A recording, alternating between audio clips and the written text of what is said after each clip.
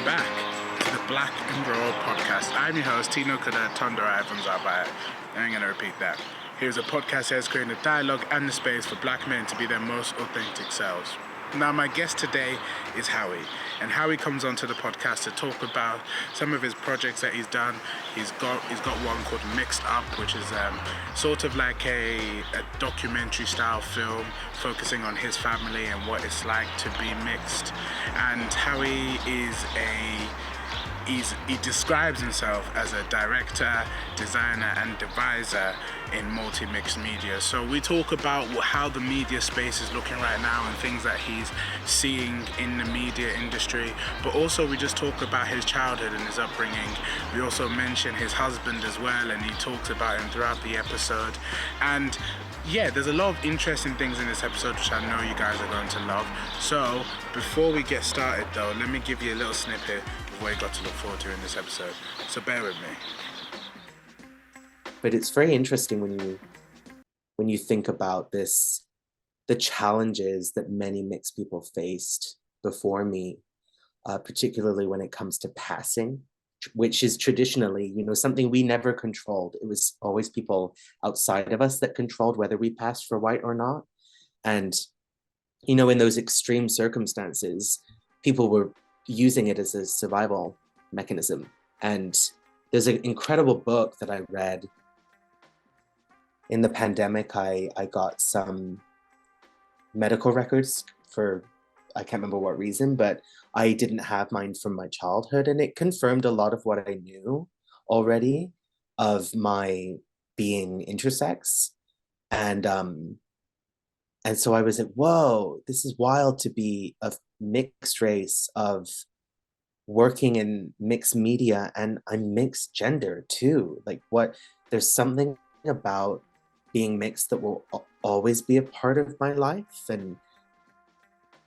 But as I sort of alluded to this earlier, I'm very cognizant of work that has a political agenda, and I'm not sure if that always serves its purpose. Something that my husband has said, he's just such a wealth of knowledge, is that theory really comes out of practice. We can leave that for the critics and the people that theorize about it, but really our work can't start with theory. We have to start with inspiration and ideas and inquiry. And I think that's what I'm excited about. So, now that you have seen what you've got to look forward to in this episode, I hope you guys like this episode. If you do, leave a comment in the comment section. Please like and subscribe. And yeah, let me let you guys listen to this episode. I'm going to stop talking now because I'm going to end up just chatting rubbish. But also, as you can notice, I'm outside a little bit too. I just thought it's nice. The weather's nice. Why not just go and record outside? It maybe is a bit noisy. We'll see what happens. But anyway, I hope you guys enjoyed this episode. Here's my conversation with Haui. So Haui, welcome to the Black and Raw podcast. It's really good to have you on. Thank you so much for having me here. I appreciate it. It's all right. It's blessed. Yeah, when I saw you on, I think it's this matchmaker for podcasters, I was like, yeah, that's someone I definitely have to get in touch with and connect with. Oh yeah, it's like Bumble, isn't it? Yeah, Bumble for podcasters. So yeah, it was brilliant. Someone sent it to me on LinkedIn, and I was like, oh, okay, I'll check this out. And I was like, oh, and I've got some really good people from it, so including you. So it's been really helpful, to be fair. So yeah, thank you for coming on and for chatting to me today as well. Anytime. My audience will get a bit about you in the preview. They would have already heard.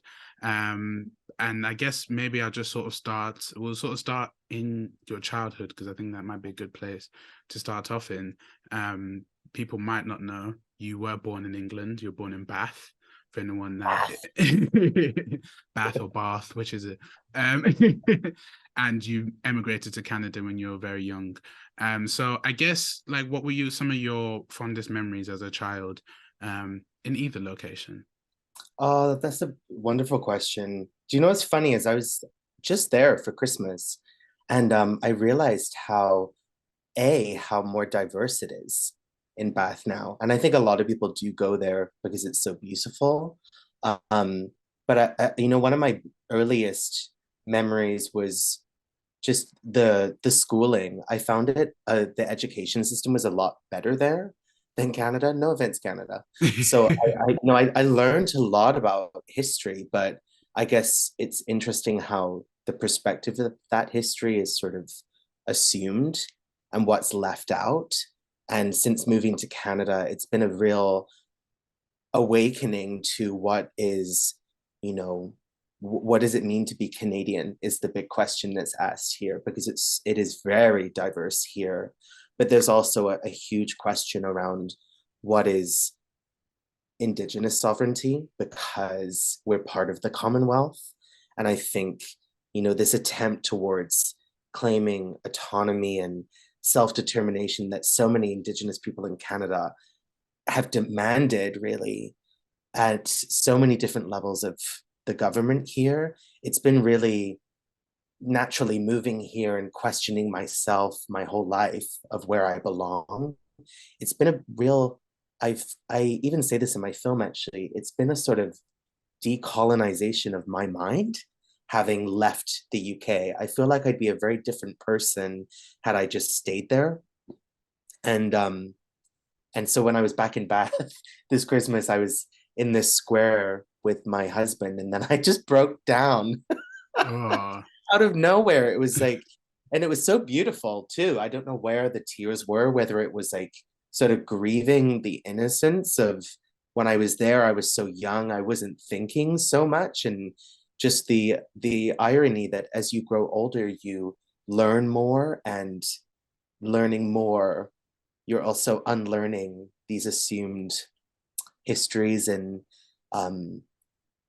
ways that we're sort of prescribed to think. So it was really, it was an intense holidays, to Yeah. say the least. I mean, the tears were out, and you're back home. And yeah, I thought it was quite interesting in terms of when you talked about education, and when you moved from Canada, you sort of had a decolonization of how your thought patterns. It's always interesting when you find out about what previous not actors, but previous governments, previous sort of regimes were getting up to. Like, you don't learn about, the, what is it? I think Britain had a tea war or something along those lines, where they Mm. they couldn't get tea off China because China were like, no, we want actual money for this, and then they got everyone hooked on opioids. They were drug dealers basically. Wow. And something else which I thought was interesting, like in terms of when we're talking about Canada, will make it relevant to UK and Canada.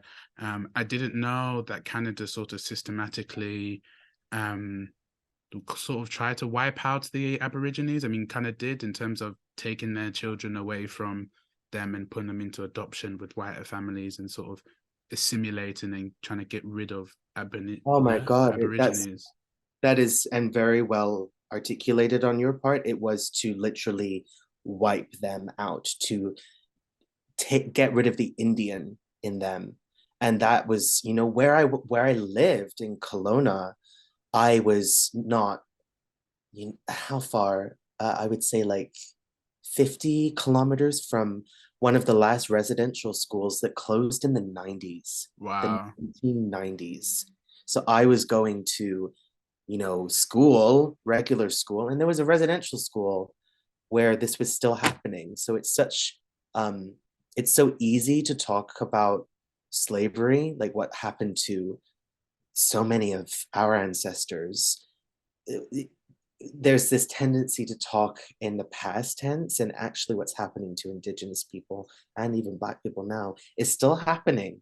That's the strange cyclical nature of history. Is it's actually a lot of repetitions are happening, and how do we break those cycles is something I'm really interested in exploring as an Yeah. artist, actually. Yeah, definitely. And I guess as an artist, how are you exploring that? Like, I know, fortunately, you let me watch your film Mixed Up, which I thought was absolutely great, and I think we'll probably dissect parts of it. But I guess, how are you doing that as an artist? And yeah. Yeah, I think the benefit of my craft is being mixed in, not just in my DNA, but my practice is very mixed. I'll sort of move between visual arts and theater and film and opera. And I think, it's very natural that my intersections, my practice sort of spans from spoken word, visual arts, singing, dance to directing and design. So it's a big area that I'm covering in my practice. Often the form doesn't really present itself till later in the development. And I think the themes I'm exploring are to do with queerness, are to do with Blackness. And I've got some really interesting projects coming up in the new year and beyond. That one is exploring a history at Fort York, which is right downtown Toronto, Canada. And it's a barrack that was used during the War of 1812. And in the 1830s, a soldier was killed. He was hung for being found with another man intimately. And so I'm doing a piece inside of this big settlement, this barrack, that explores this queer history through my lens as a mixed Black artist. And that's using projections. So I'll go from one medium to the next. It depends really on what the story needs and how I want to express that. I think one, I didn't know that. I guess you learn something new every day. It's quite interesting. I guess that barracks is still there. Like, is it no more used for an army for Well, it's soldiers? Like, used as a historic site to sort of okay. inform people about what was happening during and before the War of 1812, where it was this age-old battle of Upper and Lower Canada, this British American fight that's ongoing. And I would say it's still ongoing, actually. Um, I'm not being hyperbolic when I say that, because it's weird to me when I moved to Canada that there's this imaginary line that divides Canada and America. And in the simplest way, it was explained to me. A mentor of mine, George Eliot Clark, who was Canada's former poet laureate, he explained in detail that really Europe it was their attempt to maintain ownership of North America because of its resources and Yeah. its trading routes. And it's been so hard to comprehend how land is divided when it doesn't belong to them. It belongs to the indigenous people. So it's Yeah. uh it's so interesting to unpack. Yeah, definitely. It's the divide and conquer they did, isn't it? It's like I recently learned about the Indian partition, sort of how they just sort of drew borders and drew lines in land, which was one, not even theirs, but two, cut right Mm. through families, cut right through communities. And I guess even Africa, like if you look at it, like it probably isn't that clean lines of how it's been broken up on a map. But yeah, no, I think there's a lot of a history. There's a lot of sort of when we look back, it's like, hey, y'all did a lot, didn't you? And Oh my God. you sort of still doing a lot, but in a slyer way, which we maybe don't even look at or think about. And I think that's what's so exciting for me, is because I'm literally the embodiment of that history being white and Black. I'm like, rather than thinking about it all the time in my psyche, like I want to put it into art. I want to get it out of my system to um and to unpack it in a not just a politicized way, because I feel like political art is it's I think our work is innately political as artists of color. So I don't pursue that, but I like to explore it through composition and like what is artful in this history, like how to make it something so it doesn't consume me for Yeah. the, you know. No, I understand you. I see what you mean. I think art does that for people. Like it really allows you to sort of express yourself, but in a creative way and figure out, okay, what sort of works? How can I portray this message that I'm trying to get across? And I think in Mixed Up, you did that really well. Mixed Up was something that you've made, a film that you've made. And for my audience, I'll try and find somewhere where y'all can watch it legally. For the UK audience, I think in the US, where can people watch it in the US and Canada? I'm sure it's much easier there. So in Canada, it's on Amazon Prime and Apple TV and Out TV. They're like the biggest, Out TV is the biggest LGBT network in the world, I believe, actually. And in the UK, Out TV's on Fruit TV. That's FROTT. Nope, FROOT dot TV, Fruit TV. And I think I butchered that, but you can put it in a link somewhere. Yeah, we'll put link. Don't worry about it, guys, because I didn't write that down. So we'll find links for people to go and watch it. But I really liked how you brought yourself to that film. Like when it opened up, is sort of your face that's there, and you're talking, and you're showing film of your family when you guys were younger. I really liked when it first came up. I was like, is that actually him? Like, is that actually his mom and his dad? Because I don't know. I don't see old sort of camcord VHS sort of videos anymore. Oh, right. I know. It was such a foreign experience putting it together because I had the same experience that you had. I was looking at this old footage of myself going, is that me? Like I had this really, there was a huge disassociation with it. And maybe it was helpful because I could actually be objective about what I was trying to say. And in many ways, the more specific you are, the more universal a story resonates with its audience. I really learned that on this project to be so specific, and the number of people that have contacted me and said how much my story resonated with their story. And I think that's really the goal, is that, you know, we're able to impact others so they can see themselves in you and vice versa.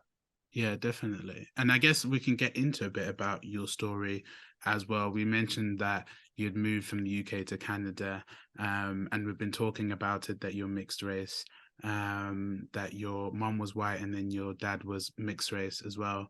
Mhm. And so I guess we can maybe even just take a look at your parents. Like, did they ever talk to you about being a mixed couple? I know in the film it says quite a lot on it, which I think when you talked about sort of being able to see those tapes, I think they Mhm. really helped me, and I guess the audience also relate to the story and actually see what was going on. So I guess for your parents, like, what was it like during that time? Did they ever talk to you about it? You know what's funny is there was never this like pivotal moment where they sat me down and did the talk. It was just understood that our family get-togethers were completely diverse. And um, you know, I've said, I can't remember what I've said to you on or off. So I'm sorry if I'm repeating myself, but it's very interesting that on one side of my family, there's a whole South Asian Caribbean side, and then there's this um, American side. So it was just never really something that was, how do I, it was never framed in a way that had me questioning this sort of internal hierarchy. It was just both were of equal value in my life, that I was, you know, mixed black and all this other stuff. And I think really the questions started coming up when I would have outside people judging me, and you know, the ignorance that people have of going, oh, what are you? And me going, oh, I'm mixed black, and they go, oh, you're not black, and I'm like, well, why did you ask? You're just gonna say Clearly you no. asked because you saw something. And so um I think one of those struggles that many people have as mixed people, which I felt less of this until I would say I was a bit older, but a lot of people I think want to belong, and I've never had that desire because I've always wanted to be autonomous and sort of not blend in with the crowd. And so that was never really a struggle for me, so much as later, I think that this desire to belong, when you start having a family and you want to build a community, that's where I would say that sort of desire came. But it's very interesting when you think about this, the challenges that many mixed people faced before me, particularly when it comes to passing, which is traditionally, something we never controlled. It was always people outside of us that controlled whether we passed for white or not. And, in those extreme circumstances, people were using it as a survival mechanism. And there's an incredible book that I read when I was creating Mixed Up by Alison Hobbs, where she talks about how racial passing is a form of exile, and it's sometimes chosen and sometimes it isn't. And I think to turn one's back on who they really are, after a while, it will come back and bite you. And the loss and the alienation often outweighs the rewards of passing. So, like, what's the point? I've never thought about trying to blend in or pass. I've always just been. And so it was really nice to use Mixed Up as a vehicle to explore all of these nuances and contradictions of what it means to live in that gray area. And that's really where we live as artists. It's the unknown, and I wanted to go there. And it was fun to sort of use visual metaphor to personify that. So at the beginning of the film, when I am, I'll give away a little secret, I'm sort of covered in a mud bath, and I start to calcify and I become white. And what I'm really trying to say is that, if we to be stuck in whiteness is not the ideal. We want to live in the beauty of diversity.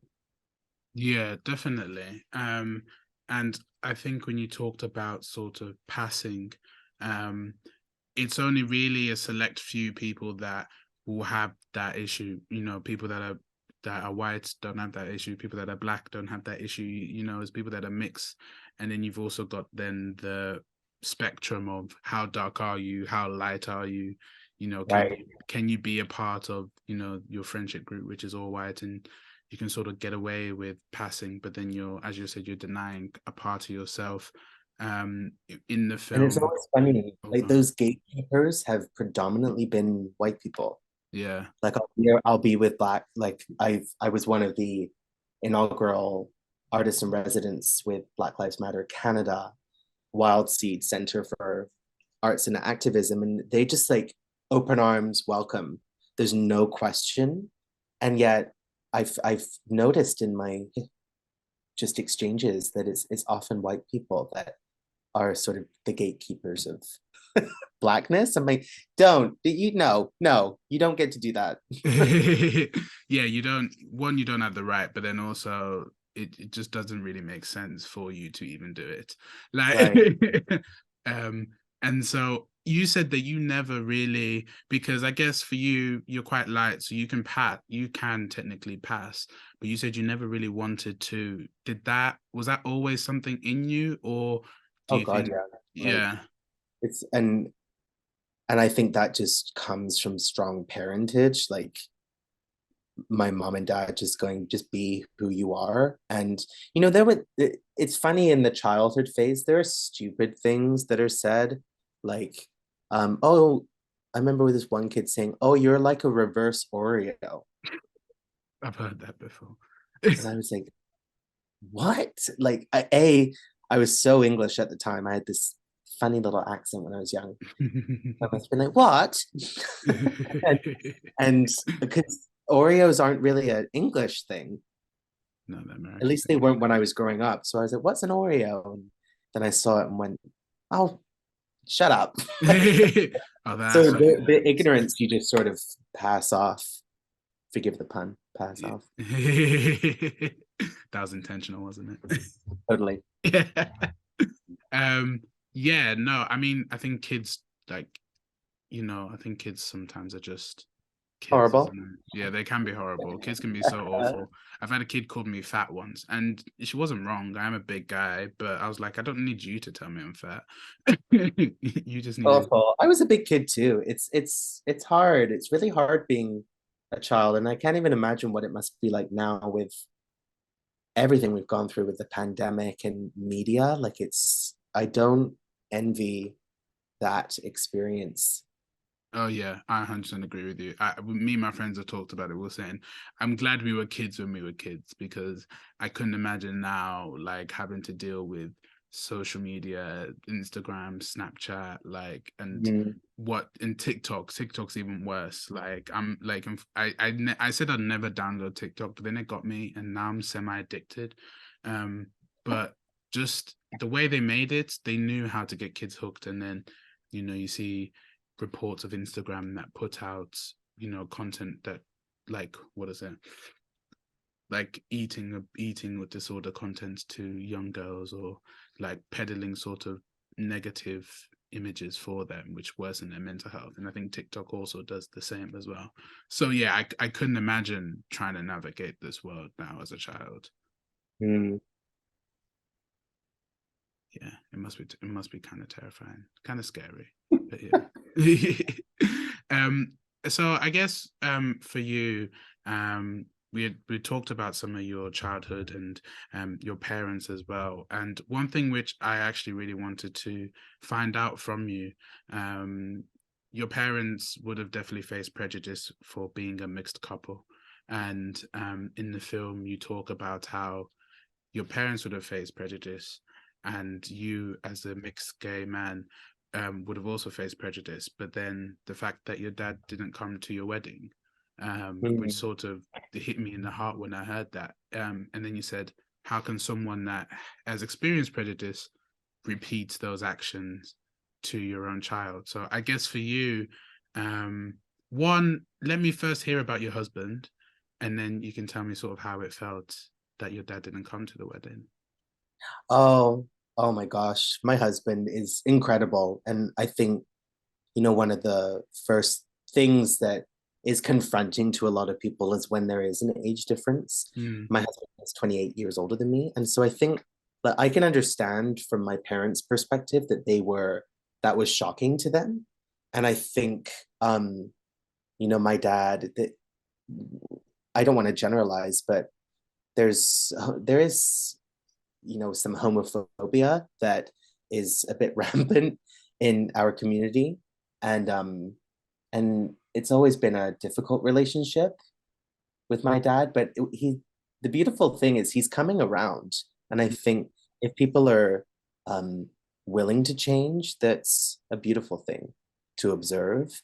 But what I was pointing to in the film, really, it wasn't trying to vilify him, and I think it's been pretty obvious to people that have seen the film that it is quite a love letter to him in many ways. I literally write a letter to him yeah, in the definitely. film. But what I was trying to speak to was this sort of poetic irony that everything my parents have gone through, that was somehow repeated, and what my desire is to break the cycle in that, to break the chain, so a new narrative can be written. And um and there's so many beautiful aspects to my husband. I think we sort of bonded and fell in love over our love of theater and art, and there's this innate mentorship in our marriage too, and there's just so much fruitful gain that's come from it. And we actually sadly just lost a dog of ours, but we both love pugs, so we have Yeah. we have these like little pigs, I call them. And so it's been such a beautiful relationship that we've cultivated, and we've been married since 2018. And Yeah. at the time, I think I did say to my dad, um, I'm not asking for your approval. I'm letting you know that I'm getting married, and I'd love you to be there. And if you can't be there, that's okay. I did say that. And he wasn't ready at the Yeah. time. But I also, with the film, it's very often a lot of artists have claimed that you know, it's hard to write about your family when they're still alive because Yeah, you are immortalizing them in a way. And so I did sort of break a rule, which is not uncommon with me to sort of push against conformity. I broke a rule when talking about my family, but I knew I wanted to and I had to. And in many ways, you know, when my eldest sister watched it, she was so moved. Like I've never heard her that way on the yeah, phone with me, that she was like, wow, Howie, you spoke to a lot of truths that I think so many families want to keep their relationship on the surface to the world around them. And the thing is, we all have families and we don't choose them. That's the one thing in our life we don't choose. And so that's, you know, there are many things to say, but I would say that that sort of was a desire of mine to really unpack, as I said, all of these nuances of what is it to be a mixed family with yeah. all the ups and all the downs. Yeah, definitely. I mean, yeah, every family has their ups and downs, and um has their demons that they need to tackle as well. And so I think it was very brave of you, to be honest with you, to share that much, to sort of be vulnerable and to discuss some of those things that happened with you in your family. And you know, I don't think the story would have been the same. I think I told you before that I didn't know what to expect from watching it. But the fact that it was so personal and that it was about you and your family, and as you're saying, being specific makes it more universal, which sort of sounds like a contradiction, doesn't it? It But does, yeah. but I think I'm glad you told the story that way, because I think it just made it a lot more powerful when it resonates with people. And you know, there's something else that I have noticed with a lot of other, because I've really built a community of mixed people that I love. And the one thing I've noticed is like there is a difference when you're raised and your mom is white versus your dad being white, or vice versa.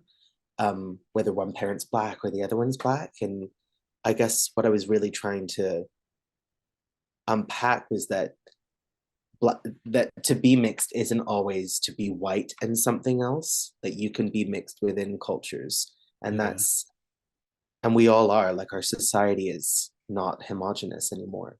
Yeah, I remember you said in the thing, in terms of society not being homogenous and that we'll all be mixed eventually.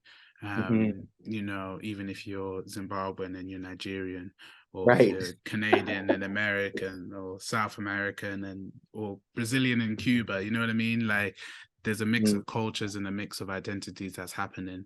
I think it also just makes the world, it just makes it more of an interesting place, to be honest with you, because Oh God, yeah. you don't have people that are the same. No one's the same anyway, but when you have a mix of two different sorts of cultures or races, it can be quite interesting. Or even religions. I remember I was talking to someone for my podcast, and he said that his dad was Muslim and his mom was Christian.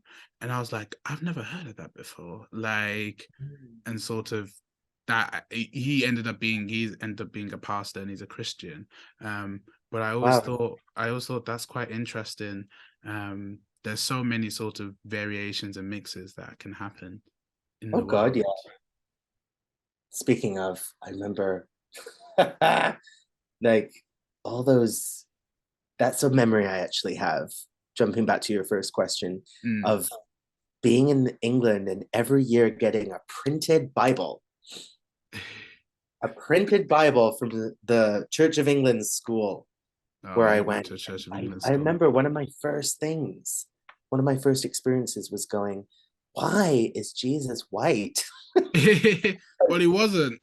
He wasn't, exactly. And it was just all of these sort of all the subtext that was given to us as children that really would try to suggest that whiteness was the dominant culture. And that's what I've always questioned, is why? Like, why? Yeah. I mean, they Why is designed that it like the that, case? didn't they? Right. So yeah, it worked. The system worked for them. They designed Well, it not so. anymore. No, yeah, true. It is being dismantled, Like definitely. we're unlearning constantly. Yeah, no, definitely. And so I guess for you, how has your identity changed over time? Like how have you sort of grown into the man that you are today? And how have you Mhm. gone through exploring Just kidding. that? I'm not crying, really. It's been I would say, like a very organic, and it's almost been expansive. Like I've in the pandemic, I got some medical records for, I can't remember what reason, but I didn't have mine from my childhood, and it confirmed a lot of what I knew already of my being intersex. And so I was like, whoa, this is wild to be a mixed race, of working in mixed media, and I'm mixed gender too. Like what, there's something about being mixed that will always be a part of my life. And it's so beautiful to see that my the synthesis of my being will be impacted from so many influences. And so I would say it's made me um dexterous Yeah. and pliant, and I think it shows in the work that I do, and who I am as a person. I think I'm pretty fluid and virtuosic, and it's fun. It's fun to surprise people. Like this upcoming project I'm doing, it's an opera. It's a very big company that's taking it on, and I'm just being brave and bold and jumping right in at the deep end, which is all you can do. And if you fail, you fail. But Yeah. if you're striving for excellence and have good people on your team, you know, that's Oh, all you can ask for. yeah, definitely. And you can, as long as you're trying, if you fail while trying, it's better than never trying at all, isn't it? Right. Totally. Um, so you said about getting your records, your birth records or medical records. What do you Mhm. mean by intersex? Because I've never heard of that before, and Oh my I'm not. gosh. Well, it's so intersex is sort of an umbrella term, and it used to be used to describe those who were hermaphrodite. And hermaphrodites, the that term goes back to Greek mythology, and you Yes. see like accounts of hermaphrodite in West African culture, in indigenous culture, where there were the people in the society that were of both. And in some indigenous cultures call that two-way. um, and what I was born with was something, it's actually a very common thing. It's called a hermaphrodite, hyperspadias. And so doctors on the birth table look at the genitalia and go, oh, that looks like that, therefore they're a girl. Yeah. Oh, that Okay, looks I've like heard that, of that therefore they're a before. boy.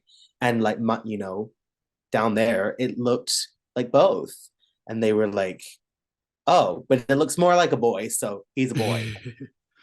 and and later, I had surgeries, and on the surface I appear to be a guy. But for me, I was always like, there's something inside of me going, no, but I'm both. Like but I'm not non-binary, but I Yeah. am sort of. And so it was just, that's what it confirmed for me, was to go, oh, I'm actually intersex. There's a word for this, and it makes sense to me.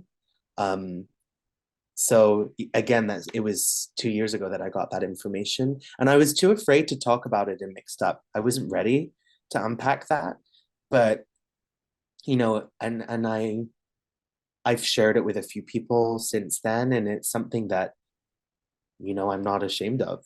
Yeah. It's I think the world is complex, and we can choose to see that complexity as beautiful, or we can continue to live in these rigid binaries, and I don't espouse that. I think we are both everything all at once and nothing. Yeah, definitely. No, true. Which is a hard thing to comprehend, actually, that we are like, the courage to be is the courage to accept oneself as unacceptable. We are everything and nothing at the same time. Yeah, it's It's sort a of, wild thing to wrap your head around. yeah, definitely. I think there's a lot to unpack in that as well. And, you know, I think once you sort of realize you just sort of got to be you and you sort of don't give a shit about what others say, it's very liberating, isn't it? It's like, actually, Yeah. I don't need your judgment to go and continue how I'm doing. Do you think if you never got your birth records, like, I don't know, do you think if you never got them, would you have sort of maybe always questioned, or was it just sort of like a now I know, I already sort of knew, but this is just like Yeah. I filling up? always knew. And Yeah. like the one thing that I'm not afraid of saying this is on the front of the birth records, it was like confidential, do not share. Not share this. I'm like, this is mine. I'm sorry. I will say to whom I want and what I please that I was in surgery a lot at that age. And I understand now why I have this innate resistance to doctors because I was in hospital undergoing like all these procedures. It was insane. No one likes to be in hospital. It's awful. Yeah. And Yeah. so I sort of say poo on you guys. I'll say what I want.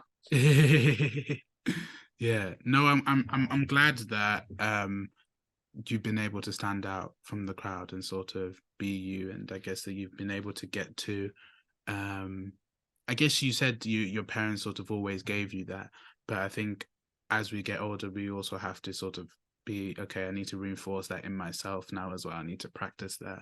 Yeah. um And I think that's where yes, my birth name is Howard, but that's sort of what birthed Howie is being this. I said to you before, I'm a hybrid artist and I'm a unique interpreter. Like this is the sort of where I've landed in terms of who I want to be. And um, it's been really. This is a very long answer to your question of where I am now. It could change. I'm only 32, so it's like yeah. I've got a whole, hopefully, knock on wood. I've got many years ahead to expand who I am. Yeah, Because it definitely. changes. Like if we don't change, come on, who like that's not. I feel like that's the point in being here is to change and grow. Yeah. I mean, the only thing constant in life is change, isn't it? It's the only thing you can ever rely on that is going to happen. Like, you can't predict what's going to happen in the world, but you know that shit will change. And I think, as you were saying, you're only 32.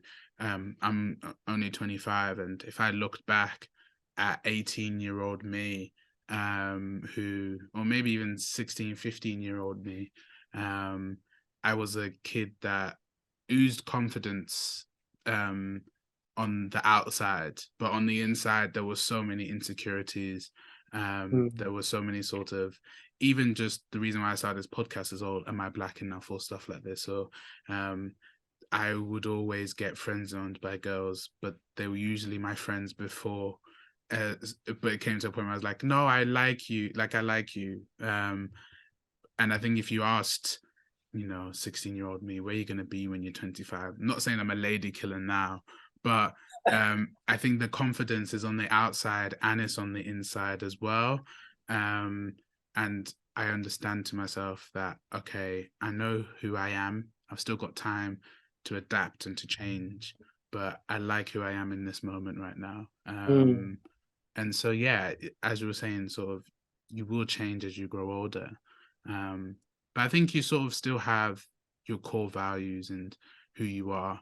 It's just maybe how that manifests out. Or maybe you can add Yeah. things along as you go on, isn't it? It's so funny that you say you're 25 because you seem so poised and Oh, thank you. sure, which I'm not saying all 25-year-olds aren't that, but you have a beautiful quality. It's very interesting. No, thank you very much. Yeah. No, I actually turned 25 January the 11th. So it was my birthday Happy just a few days birthday. ago. Thank you very much. Thank you. Um So yeah, I guess one thing I would really like to know in terms about you being in the media industry, what's it been like being in the media industry? What have you seen in terms of the people that you work with, the people around you? Yeah, what have you noticed?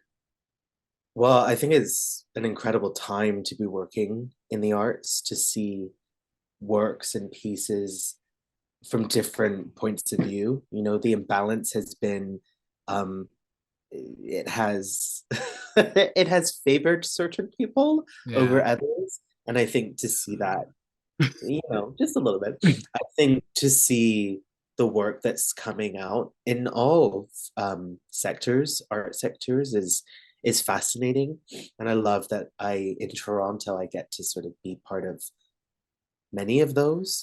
Um, but as I sort of alluded to this earlier, I'm very cognizant of work that has a political agenda, and I'm not sure if that always serves its purpose. You know, something that my husband has said, he's just such a wealth of knowledge, is that theory really comes out of practice. We can leave that for the critics and the people that theorize about it, but really our work can't start with theory. We have to start with inspiration and ideas and inquiry. And I think that's what I'm excited about seeing in the media industry is what is I keep asking myself, what does it mean that now on like the big commercial theater and film and all those things that mainstream media show us, we're seeing a lot of biopics and Yeah. like films made into musicals. And I go, like, I don't need to see an animated version of Harry Potter. I saw this theater show, but like, where is originality? And then when you see something like Hamilton, very original. And then it was interesting with Lin Manuel. I hadn't seen In the Heights. And when I saw In the Heights, I went, oh, I see.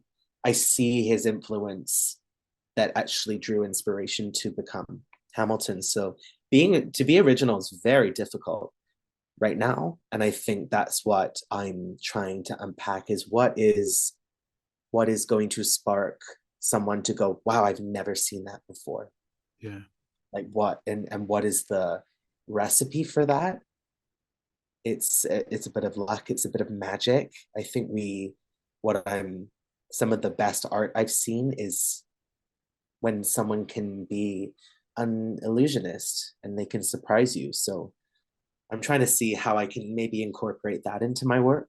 Because really, when I was young, I remember there was one week I was like, I'm going to be a magician. I'm gonna I do it. remember it so distinctly. I said, I'm going to be a magician. Then I was like, no, I'm going to be an actor. And then that just changes as you grow. Yeah. So, We all had different careers, didn't we? I wanted to be a DJ at one point. I had a name as well. I even made some like like how on Nike you can like make shoes, like you can change the colors. I put like DJ Tizzy on some Jordans. that's good. Yeah. So I The mean, I can DJ always team. bring it back. But yeah, I think I changed so many careers, and now I've finished my master's in social work. Um, Wow, that's so incredible. Thank you very much. But I don't think I will even, I mean, I'm going to do it, but I don't think I'll do it for too long. Because I think that I've always been like when I was a kid, I said I wanted to be a director. I said I wanted to be an actor. And in like black households, it's sort of like, nah, you should go and do something that's a stable job. You should go and do something where, stop living in your pipe dream. So I think I will always sort of have that sort of creative media side in me, Yeah. that I really would like. And I think someone I remember, I don't know, it was really random to be honest with you, but it was someone I was talking to on a dating app.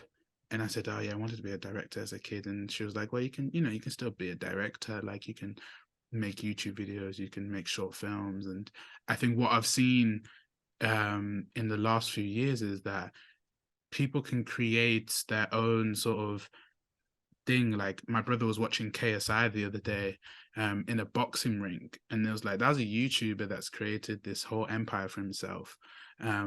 So I think you can really create a lot for yourself these days. Oh my God, yeah.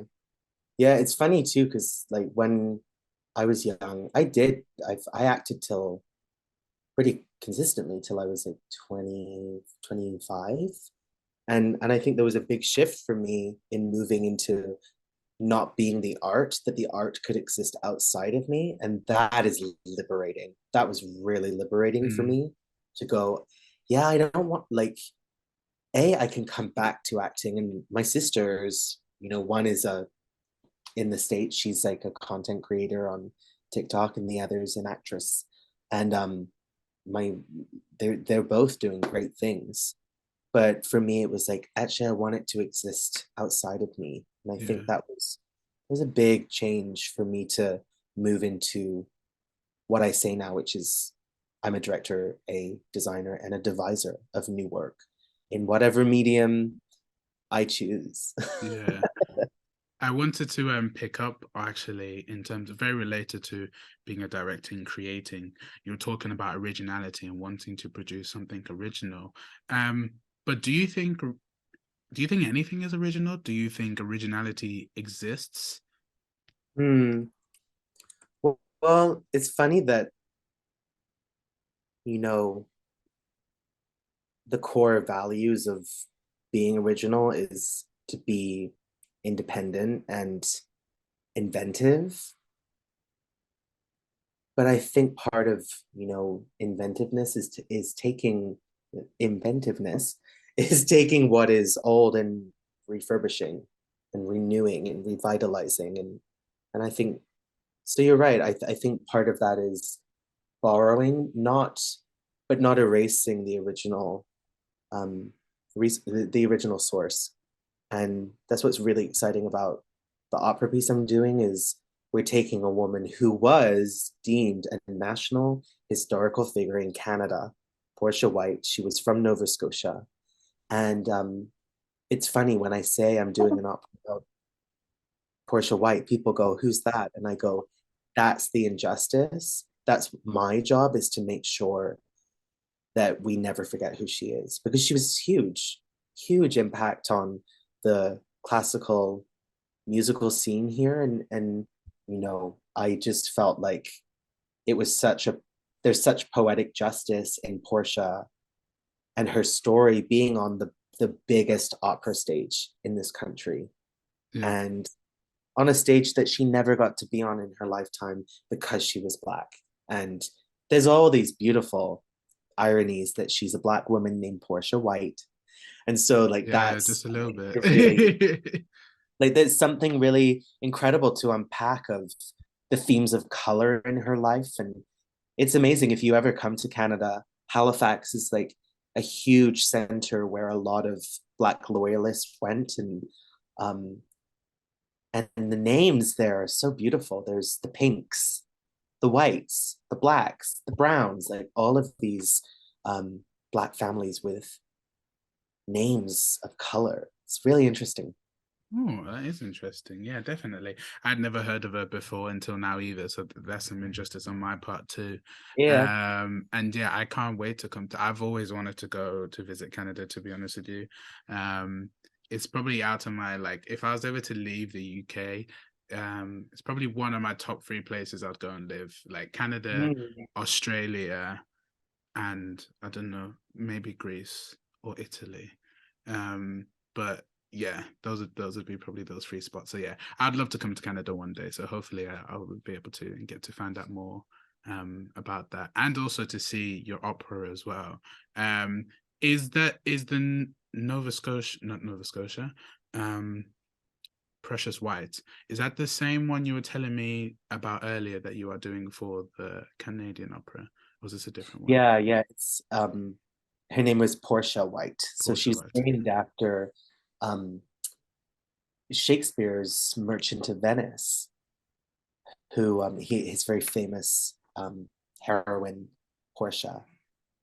And yeah, she's such a fascinating subject because she many people talk about her at the end of her career she performed for the Queen, the late Queen.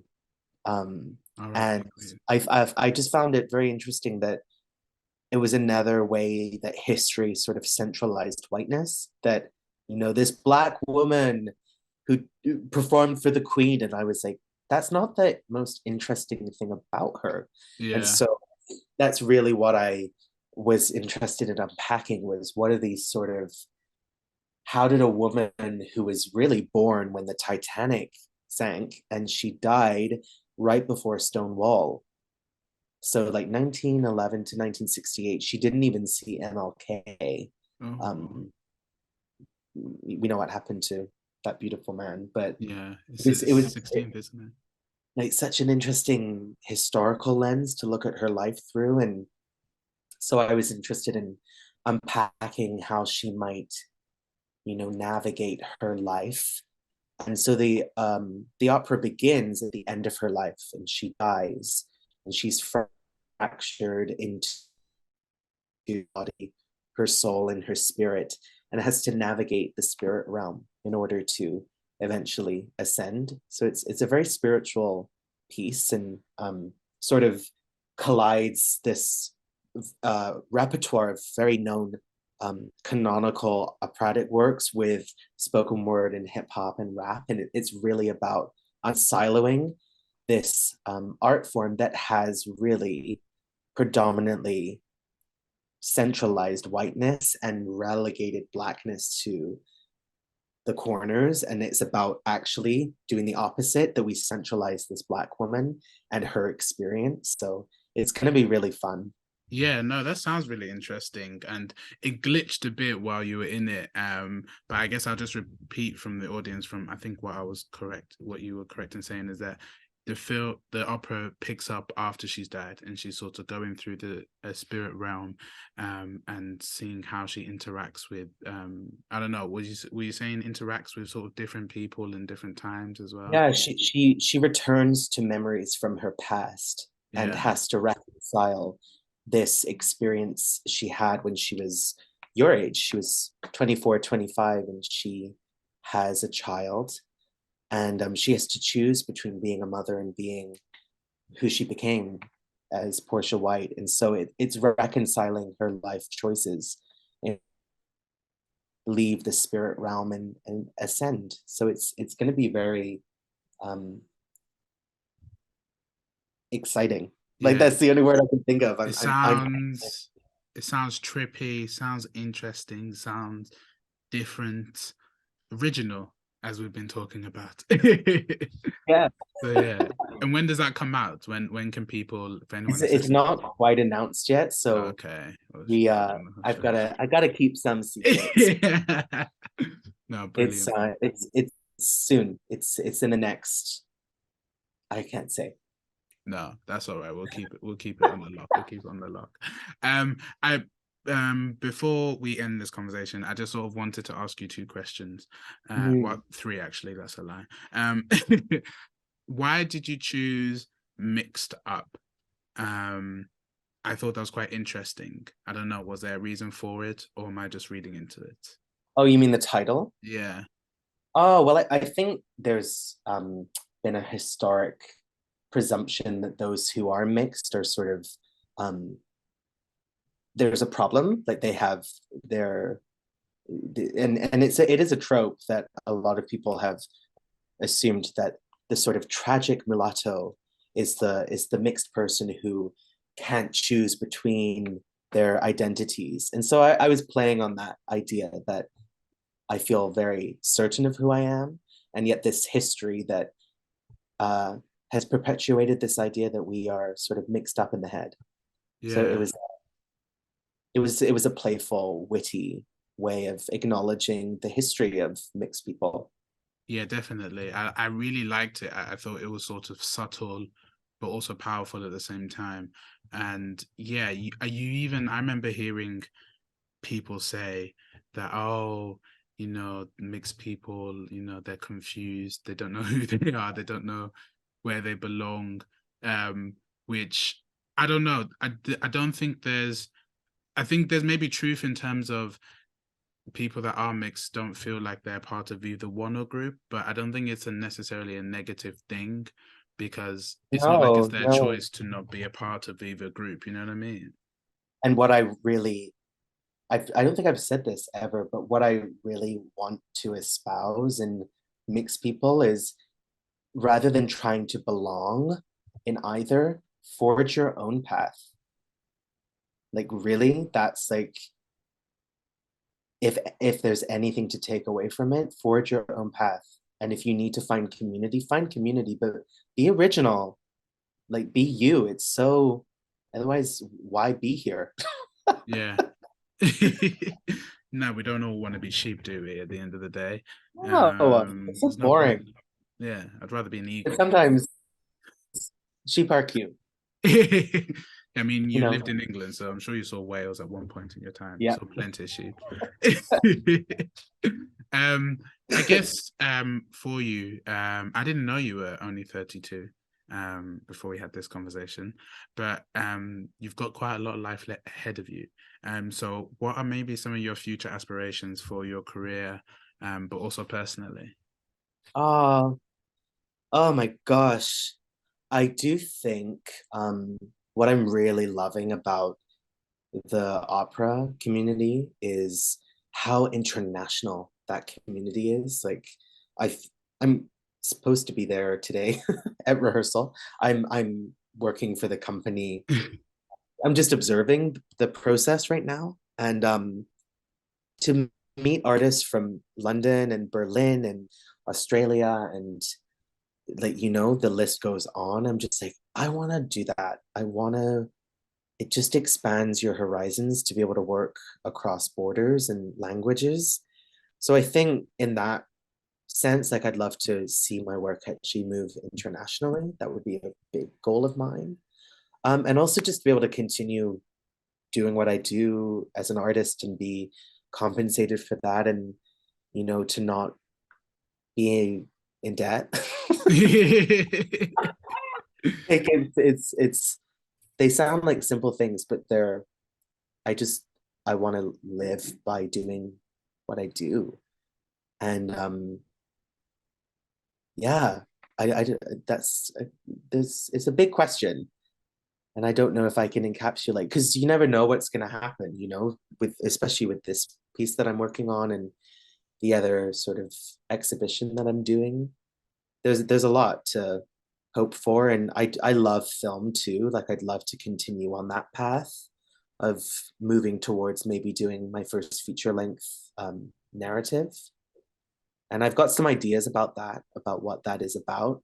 Um, and then, with my residency that's ended now with Black Lives Matter Canada, I have an exhibition with that that's coming up too.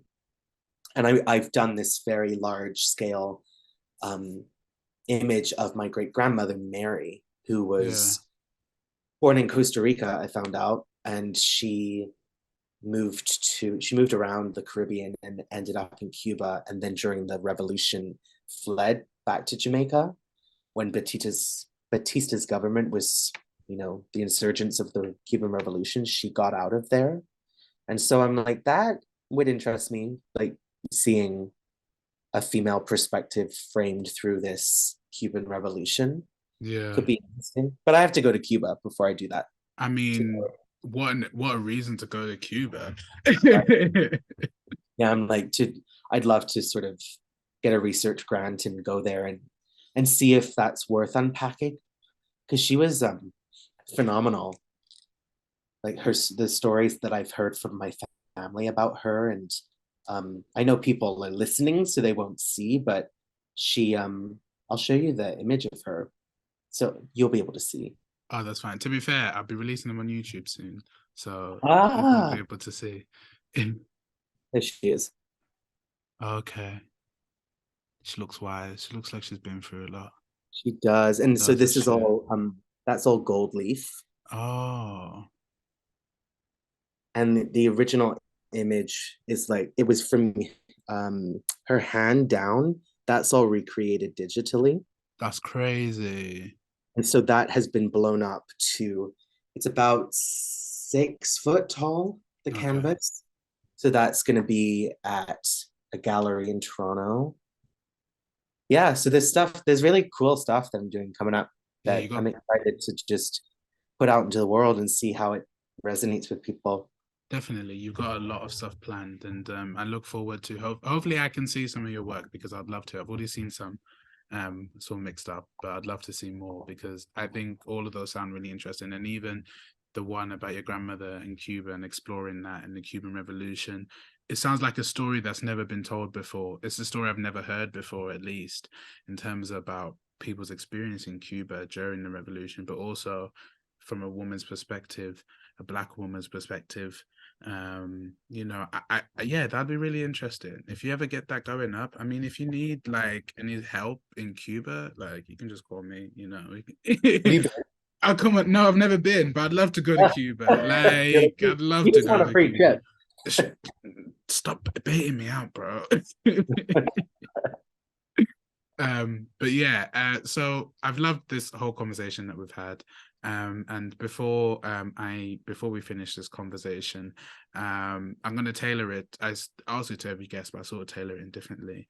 But say if there's a young person of mixed heritage that's listening to this conversation, how do you think either something you know or something that we've talked about can help them with an understanding of themselves?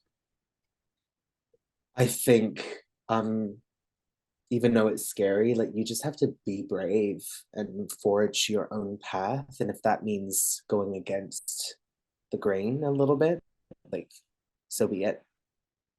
Yeah, bro. And I think that sort of I think we've hammered that home during this whole podcast as well. Yeah. Um so yeah, no, thank you. The original. The original. So yeah, no, Howie, thank you very much for coming onto this podcast. I've really enjoyed thoroughly talking to you. Hopefully we can do it again. Hopefully I can come to Toronto and meet you as well. Oh, that would be amazing. Yeah, please. And I'm like I plan to be back in the UK a bit more, so we'll actually do this Easy. in person Yeah.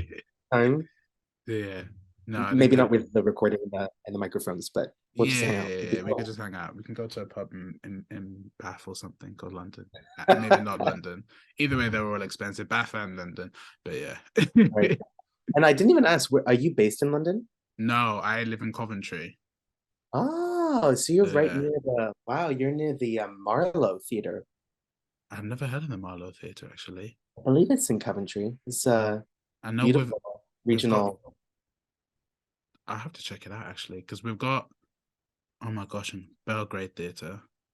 I know there's that Mm. one, but I've never heard of Marlowe before actually. Yeah, it's you should look it up. You know what? It's not there. It's in Canterbury.